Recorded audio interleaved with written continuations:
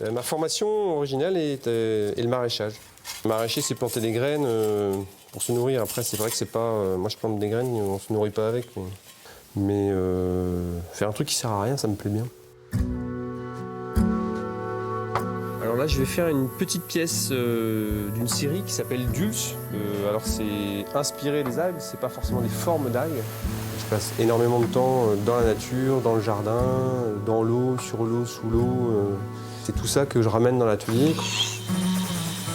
Alors, je suis pas artisan, mais je vais aller chercher pour travailler les formes que je veux, les matériaux que je veux. Je vais aller puiser un peu dans les savoir-faire traditionnels. Mais voilà, moi je fais de la sculpture et d'ailleurs j'ai aucune formation d'aucun des métiers que j'utilise.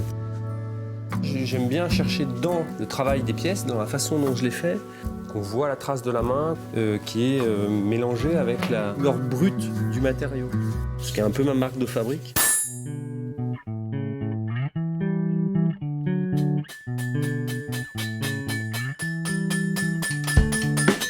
C'est assez méditatif, même si ça fait beaucoup de bruit.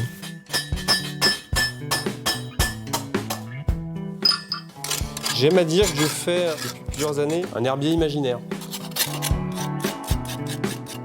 J'essaye de mettre en avant une certaine sensibilité qui est liée à la nature, au fait d'être proche de la nature. Quand on regarde bien les fleurs de fenouil, bon bah voilà, la sculpture elle est juste parfaite. Moi j'irais pas essayer de refaire la même, parce que la nature le fait très très bien. On regarde même les jeux d'ombre qui sont superbes. Bon voilà, forcément c'est inspirant.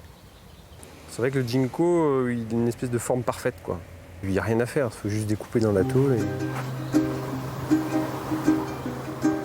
Je fonctionne en petite série.